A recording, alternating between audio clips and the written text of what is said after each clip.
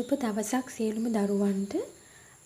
අද මම හිතුවා ඔයාලට ත්‍රිකෝණමිතිය පාඩම කරා නම් හොඳයි කියලා. මොකද මම ගියේ මගේ කලින් වීඩියෝ එකේ ත්‍රිකෝණමිතික වගුව කොහොමද ලේසියෙන් මතක තියාගන්න කියලා දුන්න ක්‍රමයක්. ඉතින් ඒත් එක්ක මම හිතුවා ත්‍රිකෝණමිතිය පාඩමට අදාළ සරල කරුණු ටික කියලා දෙන්න. ඊට පස්සේ ඊළඟ වීඩියෝ එකෙන් කොහොමද ලඝු ගණක වගු පාවිච්චි කරලා ලඝුගණක භාවිතින් කොහොමද ත්‍රිකෝණමිතික අගයන් හොයන්නේ සහ ඊට අදාළ අවරෝහණ ආරෝහණ කෝණ සහිත එන ඒ ගැටලු හදන්නේ කොහොමද කියලා ඊළඟ ඉදිරි වීඩියෝ වලදී කියලා දෙන්න. ඉතින් ඒ සඳහා ත්‍රිකෝණමිතිය සම්බන්ධයෙන් මූලික කරුණු ටික තමයි අද මම කියලා දෙන්න බලාපොරොත්තු වෙන්නේ. ඉතින් මගේ ඒ ත්‍රිකෝණමිතිය වගුව මතක තියාගන්න ක්‍රමය ගැන කියලා දුන්න වීඩියෝ එක බැලුවේ නැති දරුවෝ ඒ වීඩියෝ එක බලන්න. එහෙනම් අපි අද අපේ වීඩියෝ එක පටන් ගමු. මේක 11 වසර 3 වෙනි කොටසේ 18 වෙනි පාඩමේ තමයි මේ ත්‍රිකෝණමිතිය තියෙන්නේ. අපි බලමු දැන් මොනවාද ත්‍රිකෝණමිතිය මූලික කරුණු ටික කියලා. ඉතින් තවමත් මගේ YouTube channel එක subscribe කරලා නැති දරුවෝ ඉන්නවා නම් අනිවාර්යයෙන්ම subscribe කරන්න. ඒ වගේම bell icon එක click කරන්නත් අමතක කරන්න එපා. එතකොට ඔයාලට මම දාන videos ඒ සැනින් ලබා ගන්න පුළුවන්. හරි. දැන් ත්‍රිකෝණමිතිය ගත්තාම අපි මුලින්ම කතා කරන්නේ අපි ත්‍රිකෝණමිතික අනුපාත තුනක් කතා කරනවා. sin, cos, tan කියන. එතකොට බලමු කොහොමද මේ අගයන් අපි ලබා ගන්න කියලා. දැන් ත්‍රිකෝණයක් ගත්තාම මෙතන මම ඇදලා තිනවා ABC ත්‍රිකෝණයක්. අපි හැම වෙලෙම ත්‍රිකෝණමිතික අනුපාත කතා කරන්නේ ඍජු කෝණීය ත්‍රිකෝණ සඳහා. එතකොට ඍජු කෝණීය ත්‍රිකෝණයක් මෙතන ඇදලා තිනවා. එතකොට මේ පාද ටික අපි අඳුන ගන්න ඕනේ. දැන් අපි කියන ඍජු කෝණයට ඉදිරියෙන් තියෙන පාදය තමයි කරණය කියලා. එතකොට මෙතන මම θ කියලා දාලා තිනවා. මෙතන මම තව කෝණයක් ලකුණු කරලා තිනවා. එතකොට මේ θට ඉදිරියෙන් තියෙන පාදය මොකක්ද? AB. මේ කෝණයට ඉදිරියෙන් තියෙන පාදය BC. ওই විදිහට කිව්වහම අපි ඒ පාද හඳුන්වන සම්මුඛ පාද කියලා. සම්මුඛ පාද ඉදිරියෙන් තියෙන පාද. දැන් BC තමයි Aහි සම්මුඛ පාදය. Aහි සම්මුඛ පාදය BC. ඇයි? ඒ ඉස්සරහින් තියෙන පාදේ තමයි BC. ඒකට අපි කියන සම්මුඛ පාදය. එතකොට C හි සම්මුඛ පාදය මොකද්ද? AB. ඇයි ඒක තියෙන්නේ C ට ඉදිරියෙන්. එතකොට AB තමයි C හි සම්මුඛ පාදය. බද්ධ පාදය කියලා කියන්නේ ඒ කෝණයත් එක්ක සම්බන්ධ වෙලා කරණය නොවන අනිත් පාදය. ඒ කෝණයට සම්බන්ධ වෙලා තියෙන කරණය නොවන අනිත් පාදය. එතකොට A හි බද්ධ පාදය වෙන්නේ AB. C හි බද්ධ පාදය වෙන්නේ BC. ඒක තමයි මෙතන සඳහන් කරලා තියෙන්නේ. එතකොට sin theta. sin theta කියන්නේ මොකද්ද? අපි sin theta කියලා කියන්නේ සම්මුඛ පාදයේ බෙදීම කරණය. මොකද්ද සම්මුඛ පාදයේ බෙදීම කරණය? හැම වෙලෙම sin cos වලදී කරණයට එන්නේ සම්මුඛ පාදයේ බෙදීම කරණය තමයි sin theta. මේක මතක තියාගන්න ලේසියි ඔයගලන්ට. මේකත් සයන්න මේකත් සයන්න නේද? sin කියන්නේ අපි සිංහලෙන් කිව්වොත් ස අකුර. මෙතනත් ස. එතකොට මොකද සම්මුඛ sin theta එන්නේ සම්මුඛ පාදය කියන එක. එතකොට ඒක මතක තියාගත්තොත් cos වලට එන්නේ ඒක අනිත් එක කියලා අපිට හිතා ගන්න පුළුවන්. එහෙනම් සම්මුඛ පාදය කියන්නේ මොකද්ද මේකේ? සම්මුඛ පාදේ AB සම්මුඛ පාදේ AB බෙදීම කරණය. කරණය මොකද්ද? AC. කරණය AC. එහෙනම් sin θ සමානයි AB බෙදීම AC. cos θ. cos θ කියලා කියන්නේ බද්ධ පාදයේ බෙදීම කරණය. බද්ධ පාදයේ බෙදීම කරණය තමයි cos θ කියලා කියන්නේ. බද්ධ පාදයේ මොකද්ද θටගේ? BC. කියන්නේ BC බෙදීම කරණය AC. ඊට පස්සේ tan θ. අපි tan θ කියන්නේ සම්මුඛ පාදයේ බෙදීම බද්ධ පාදය. සම්මුඛ පාදයේ බෙදීම බද්ධ පාදය. එතකොට සම්මුඛ පාදයේ වෙන්නේ AB. සම්මුඛ පාදයේ වෙන්නේ AB. බද්ධ පාදයේ වෙන්නේ BC. එහෙනම් AB බෙදීම BC තමයි tan θ. එතකොට මේක හොඳ මතකයක් ඔයාලට තියෙන්න ඕනේ. මේක හොඳට අවබෝධයෙන් තේරුම් ගන්න ඕනේ. sin θ කියන්නේ සම්මුඛ පාදයේ බෙදීම කරණය. cos θ කියන්නේ බද්ධ පාදයේ බෙදීම කරණය. tan θ කියන්නේ සම්මුඛ පාදයේ බෙදීම බද්ධ පාදය. අපි දැන් පුංචි උදාහරණයක් බලමු. කොහොමද අගයන් ටික ලියන්නේ කියලා. මෙතන පේනවා ඇති මම නිදසුනක් දීලා තියෙනවා. ත්‍රිකෝණයක් තියෙනවා PQR. තීට ලකුණු කරලා තියෙනවා 12 5. මේක දැන් අපිට කරණීය දීලා නැහැ. දැන් කරණීය දිග අපි හොයාගන්නේ කොහොමද? මොකද්ද අපි දාන්නේ? පයිතගොරස් ප්‍රමේය. පයිතගොරස් ප්‍රමේය ඔයගොල්ලෝ දන්නවා කියලා මම හිතනවා. පයිතගොරස් ප්‍රමේය අපි දාන්නේ මෙතන කරණීය දිග හොයාගන්න. ඒතකොට පයිතගොරස් ප්‍රමේය දැම්මම RQ. RQ සමානයි මොකද්ද වෙන්නේ? 12 වර්ග එකතු කිරීම 5 වර්ගයේ වර්ගමූලය. එතකොට 12 වර්ග 144යි 5 වර්ග 25යි. එතකොට අපිට එනවා මෙතන 169ක්. 169 කියන්නේ RQ කීයද? 13යි. අපි ඔන්න එහෙනම් කර්ණීය දිගත් හොයාගත්තා. දැන් අපිට පුළුවන් sin θ, cos θ, tan θ වලට අගයන් ටික හොයාගන්න. sin θ කියන්නේ මොකද්ද දැන්? සම්මුඛ පාදයේ පිටීම කරණය. එතකොට θ ට සම්මුඛ පාදය මොකද්ද? RP. PR කියන්නේ PR බෙදීම RQ. PR අපේ එනවා 12යි RQ 13යි. ඒක තමයි sin θ. cos θ කියන්නේ බද්ධ පාදයේ බෙදීම කරණය. බද්ධ පාදයේ බෙදීම කරණය. බද්ධ පාදය කියන්නේ PQ. කරණය RQ. ඒ කියන්නේ පහ බෙදීම 13. tan θ කියන්නේ සම්මුඛ පාදයේ බෙදීම බද්ධ පාදය. ඒ කියන්නේ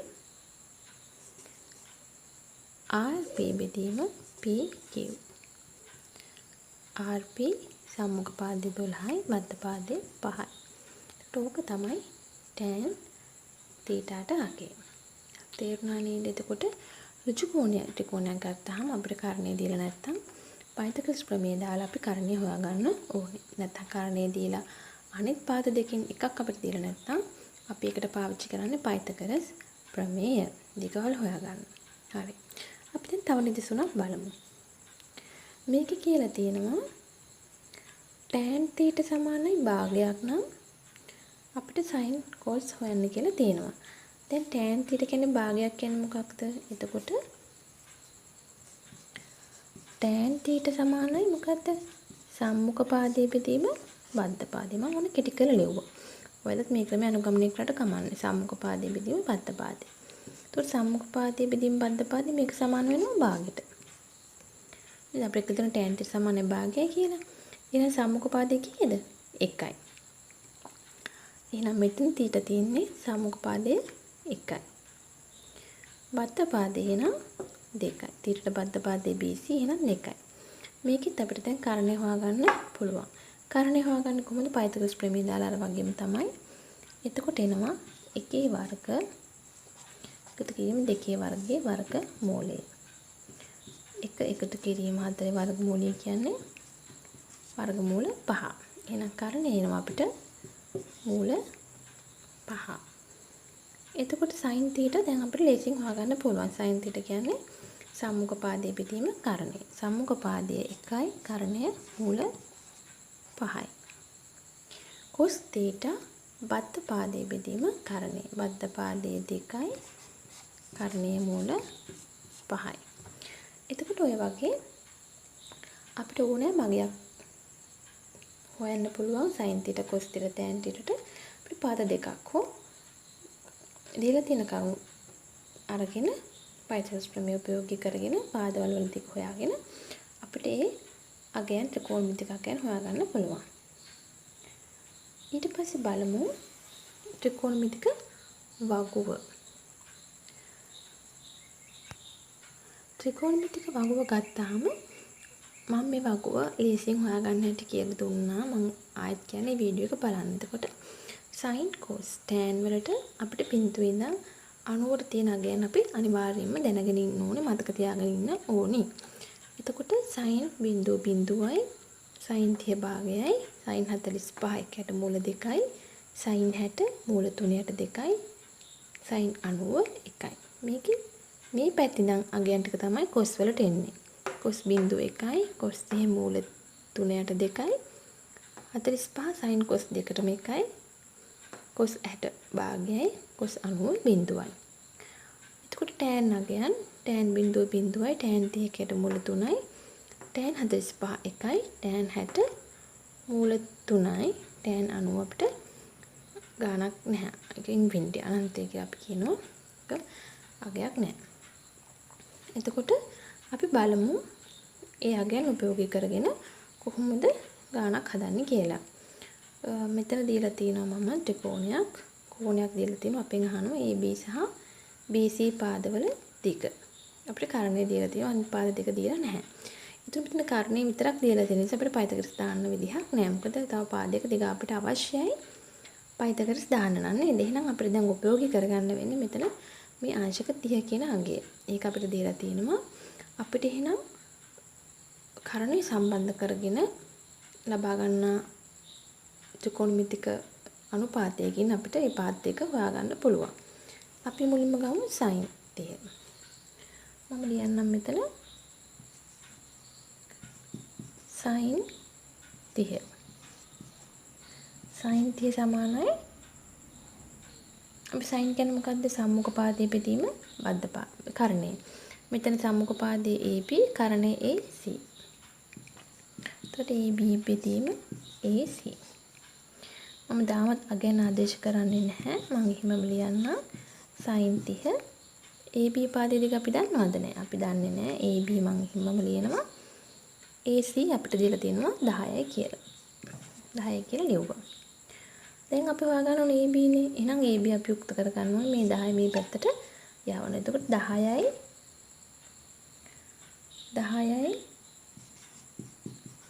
sin 30 සමානයි AB. 10යි sin 30 සමානයි AB. එහෙනම් 10යි sin 30 කීයද? අපිට මගෝපයෝගී කරගන්න අපි ඒකට sin 30 භාගයයි. එහෙනම් අපිට sin 30 වෙනුවට මෙතන දාන්න පුළුවන් භාගය. එතකොට අපිට AB එනවා. මේක කැපෙනවා මෙතන 5යි. AB 5යි කියලා අපිට අගයන් ලැබෙනවා. දැන් අපි හොයාගන්න ඕනේ BC. අපිට BC හොයාගන්න පුළුවන් ක්‍රම දෙකක් තියෙනවා. එක්ක පයිතගරස් දාන්න පුළුවන් නැත්නම් අපිට මේ ත්‍රිකෝණමිතික අගයන් පාවිච්චි කරලාම හොයන්න පුළුවන්. ඉතින් මම මෙතන අපි කතා කරන ත්‍රිකෝණමිතිය පාඩම නිසා ත්‍රිකෝණමිතිය අගයන් දාලාම අපි BC හොයාගමු. අපිට මේකට දාන්න පුළුවන් cos 30 නේද? දැන් ඒ cos වලට බද්ධ පාදය දාලා වෙන්නේ මේකේ බද්ධ පාදය BC. එහෙනම් BC කියන්න අපිට cos අගය දාලා cos 30 අගය දාලා හොයන්න පුළුවන්.